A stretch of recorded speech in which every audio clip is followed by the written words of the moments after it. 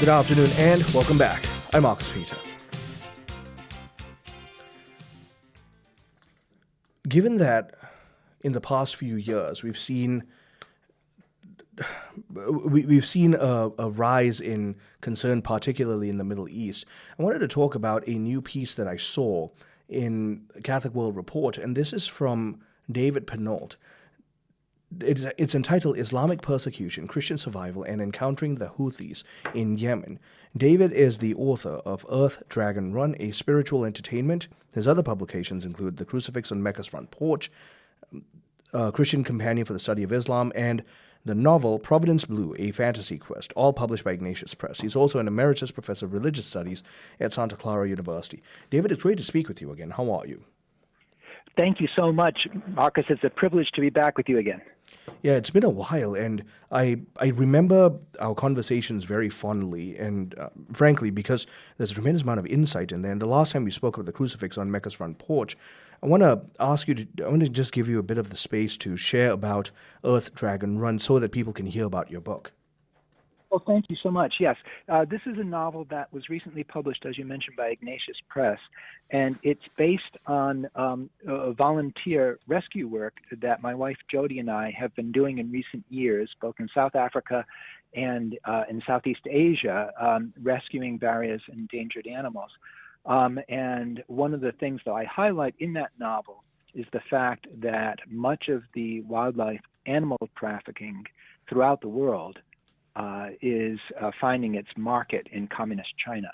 And a lot of the novel concerns the various ways in which communist China is truly a destructive force throughout the world. And in the course of doing that volunteer work, we also came upon a number of links to communist Chinese persecution of Christians in China. And all of that is covered in the novel Earth, Dragon, Run. I thank you so much for penning that book, and I'm looking forward to reading it myself. But to go back to what I was talking about something you recently wrote for Catholic World Report, I want to ask you to share the story here that you're narrating in this article. Yes. So this is a piece that was just published something like yesterday in Catholic World Report, and I want to thank you for spotting it so quickly and having me on the air. That's a 24-hour turnaround. That's pretty good. Yeah. Yes. So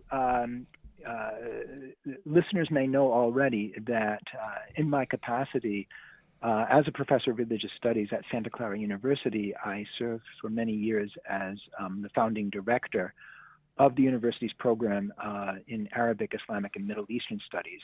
And in my capacity as director, I did a lot of work in various countries throughout the Islamic world.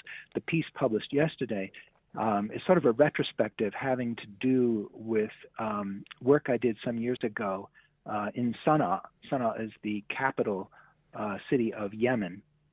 And given everything that's been going on, obviously, in recent days in the Persian Gulf, in the Red Sea, the Bab el-Mandeb and so forth, and the Houthis, I wanted to share with readers experiences of mine from some years ago in which I had the unusual opportunity of meeting with and interviewing various representatives of the Houthi militant movement. And so in that article that was just published in Catholic World Report, I talk about my various meetings I had with the Houthis, interviewing them and, hearing directly from them about their worldview, and then also talking about the status of persecuted Christians under Houthi rule, which I knew that readers of Catholic World Report would be interested in, and then offered some viewpoints about prospects looking forward in terms of things like how the United States might possibly deal with the challenge that we face, both in dealing with the Houthis in Yemen and their sponsors and de facto allies in the Islamic Republic of Iran. How did you procure that meeting with Yahya Sayfallah? Yes. So this was a rather circuitous path. And of course, this, first of all, I should note for listeners' benefit that, as I point out in the article, I was fortunate to be there some years ago during a lull in the recurrent civil wars that have been going on for some decades, really, in Yemen. So that was the first thing, that there was a moment of relative calm. And then what I did was reach out to everyone I knew through my own connections professionally who had ever done work in Yemen, and I met with a number of Yemenis here in the United States. And through those contacts, before I ever arrived, I was able to begin to set up some connections, introductions. And it was a very, very good thing that I did so, because the fact that even then, during the lull in the fighting, Yemen doesn't exactly host a lot of foreigners, especially American Catholic Christians. And I'll tell you that, for example, when I flew, flying from the United States, I flew into Frankfurt.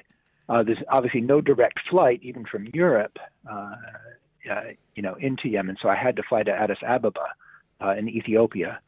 The Airbus that I was flying on was full flying into Addis Ababa, but then when it then took off from Addis Ababa to Sana'a, to the capital of Yemen, I counted a total of, I think, 14 people on the entire giant Airbus, and I was the only foreigner. And when I arrived, it was in the middle of the night. There was only one other plane on the tarmac. Everything was dark. It was around midnight, and the security guards and everything were bored. They had no one else to entertain them but me. Fortunately, since I speak Arabic, I was able to, explain what I was doing, and I had arranged for someone from the guest house called, with the wonderful name, the Arabia Felix, to pick me up, and that was my sort of base of operations. And then from there, I was able to work with the leads that I had and begin to establish a network of interviews and conversations. And it was a challenge, but I learned a tremendous amount, and that's what I report on in that article. Now, to go a little deeper, given that you did have these exchanges with the Houthis, I want to ask you to share for example, what was the Houthi slogan, especially when they learned that you were from the United States? Yes.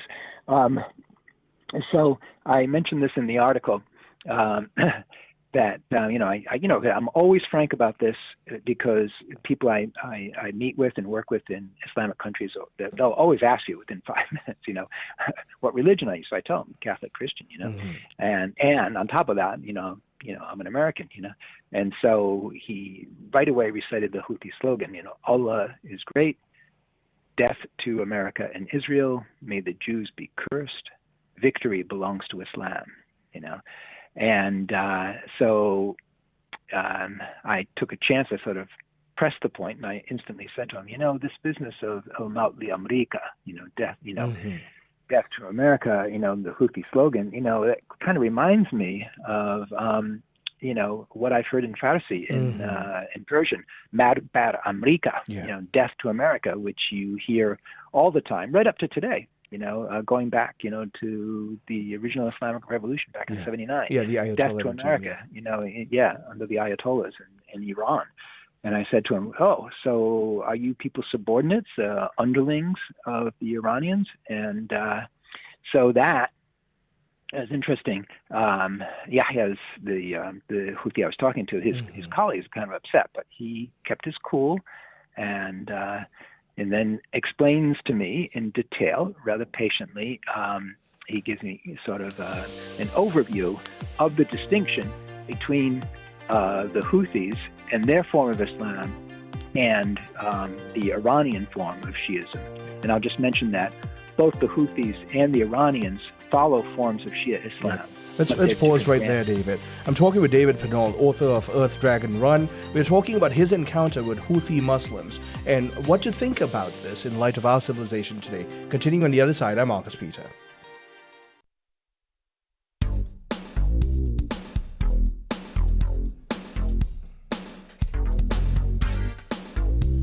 Good afternoon and welcome back. I'm Marcus Peter. Talking with David Pinault, author most recently of Earth, Dragon, Run, a spiritual entertainment, published by Ignatius Press. And we are talking about his newest piece in Catholic World Report, about his encounter with the Houthi Muslims in Yemen. So, David, you were just talking about how if you compare the Iranian Muslims to the Houthis, there's a different kind of history, even though they share similar creeds pertaining to Christianity and the Jews and the West in general. Yes, this is fascinating to me, and it was quite an education. The Houthis are, I would say, a militantly and politically organized branch of a form of Shiism known as the Zaydis, named after Zayd ibn Ali, who was one of the Shia imams or spiritual leaders in the 8th century. And so the Yemeni tradition of Shiism is one that patterns itself after the political and spiritual behavior of this figure, Zayd ibn Ali. And Zayd is remembered today for the fact that he devoted his life and was killed in the process of what the Arabs call muqawama, or active resistance against unjust tyrannical overlords. And whereas the form of Shia Islam in Iran up until 1979 was largely characterized by what I would call political quietism. That is, keeping a low profile, and because the Shias historically have always been in the minority, the idea is to await the coming of the Mahdi, the figure who will basically usher in the end of time and purge the earth of injustice. And so in 1979, with the Ayatollah Ruhollah Khomeini, that changed in Iran, where instead of this quietist staying out of the spotlight attitude, instead the form of Shiism in Iran moved to direct political confrontation and what they call exporting the Islamic Revolution. Now, today, if you think of a Shia country, most people think instantly of Iran. And of course, the Iranians, Tehran is providing a great deal of military support to the Houthis because the Houthis occupy a strategic location. They have next door neighbors to the north in Saudi Arabia, and which has been at odds with both Iran and the Houthis. But the Houthis also occupy, critical geostrategic territory on the coast of the Red Sea, and also directly opposite, right opposite the Bab el-Mandeb, the so-called Gate of Lamentation. That's the very narrow strait. It's only about 18 miles wide, separating Arabia from Africa. And so the thing that was very interesting in my interviews with the Houthis is when I suggested to them, well, so are you basically subordinate to the Iranians? It turns out the Houthis are very, very sensitive to that topic. And they said, no, we were militants centuries before the Iranians. The Iranians came in late to the game, Yeah, effectively. So we're the ones who inspired them, And I sort of mentally filed that away, and I note that in the article because of the fact that ostensibly, the Houthis and the Iranians are good friends, but I refer to it more as kind of an alliance of convenience. The Houthis are very, very sensitive to this notion of their own independence. And I think that that's something for us to keep in mind in any, future, dealings with the Houthis, If it's not possible to invade, and I talk about this in the article, I don't think we're going to be bringing in ground troops, and I mentioned that the terrain in Yemen, I have some familiarity with this. It's the area under the control of the Houthis, especially along the coast and the central highlands and the northern provinces, very, very mountainous. And I mentioned how some listeners, if they know Middle Eastern history at all, may recognize the name of Gamal Abdel Nasser, who was president of Egypt in the 1950s and 1960s. And in 1962, in the name of expanding, El Watan al-Arabi, or the Arab nation, this notion of pan-Arab unity, he tried to intervene in civil wars in Yemen and sent many, many thousands of Egyptian troops to fight against the Houthis, against the whole Yemeni movement in the north, the sort of the predecessor to the Houthis, and it was a disaster. Well over 15,000 Egyptian troops were killed, and in the end, NASA had to withdraw the Egyptian troops, and then it became known as NASA's Vietnam. Mm-hmm. So I don't think we're about to, repeat that effort, and so that's why one of the things that I do in this article that just came out with Catholic World Report is to look at, okay, are there any sort of diplomatic, entry points?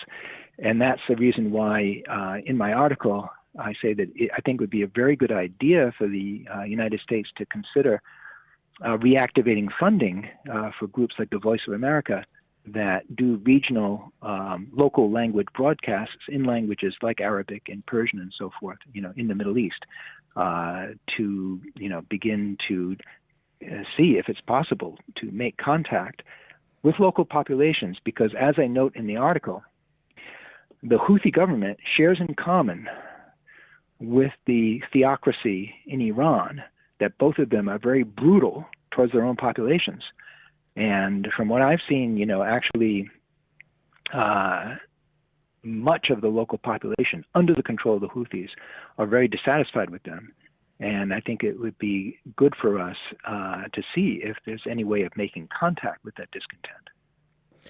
It's funny, the Persian, the Iranian brand of Shia Islam mirrors quite a bit of Mormonism, especially the 12er doctrine and the belief in the immortality of the 12th of the Imams. Mm-hmm. Yes. One of the things that's absolutely fascinating is that according to what's called 12er Shiism, which predominates in Iran, according to Shia belief in Iran, the 12th Imam, who is in the lineage of the Prophet Muhammad via his daughter Fatima and his son-in-law Ali ibn Abi Talib, the 12th Imam went into what's called ghaiba, or occultation. That is, when he was about to be assassinated by malicious Sunnis, that God took him into sort of a protective hiding. And so this is supposed to have happened in the 10th century.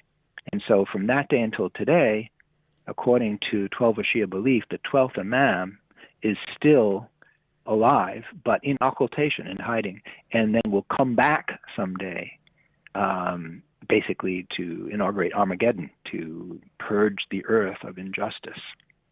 And this is a belief that has shaped a lot of the theologically confrontational ideology in groups like the Islamic Revolutionary Guard Corps that currently has more and more predominance in Iran today. Before we continue talking about potential policy in terms of U.S. relationships with the different Islamic nations in the Middle East, let's also address just how ignorant we are here in the United States as citizens about the beliefs of Islamic groups, Islamic nations, their perception of the West, of Christianity, of Judeo-Christianity in general, and therefore a certain kind of recognition that there is an incompatible hostility to Western civilizational heritage with the reality of textual Islam. Mm-hmm. Yeah. There are many, many things that we can say on this, and I'm glad, Marcus, that you brought this up. One of the points that I try to make in my book, The Crucifix on Mecca's Front Porch, A Christian's Companion for the Study of Islam, is that, in my opinion at least, as someone who has worked overseas and also has taught courses on Islam and world religions here in the States, there's an unfortunate tendency for many well-meaning Christians to bend over backwards to try to find points of theological rapprochement between Christianity and Islam. And in that book, The Crucifix on Mecca's Front Porch, I talk about an experience that I often went through when I would take my students on field trips to local places of worship. I've taught courses on Islam and world religions on the East Coast and the Midwest and on the West Coast in California.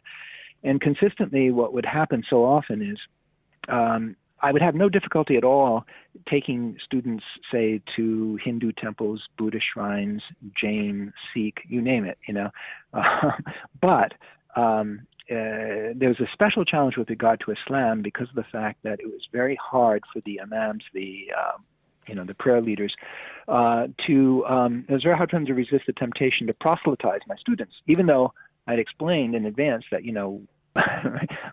this was, an academic scholarly enterprise, and they would say, "Oh yeah, we get that," But then when the students would arrive, they would start to say, actually, we Muslims have so much in common with you. We venerate Jesus too. Jesus appears in the Quran. Jesus we revere as a prophet. And we also revere the Blessed Virgin Mary. Now that's true as far as it goes, but as I point out in the book, Islam and the Quran, their sacred scripture, denies that Jesus is the Son of God, denies that he's a member of the Trinity, and denies that he was ever crucified on the cross. So the whole notion of salvation through the self-gift of Christ as an act of love, that's completely missing from Islam. And it's important. So we're going to have to stop there, David. I've been talking with David Pinault, and he's been sharing with us about his encounters with Houthi Muslims, and therefore how U.S. relationships ought to continue with Islamic nations. I'm Marcus Peter.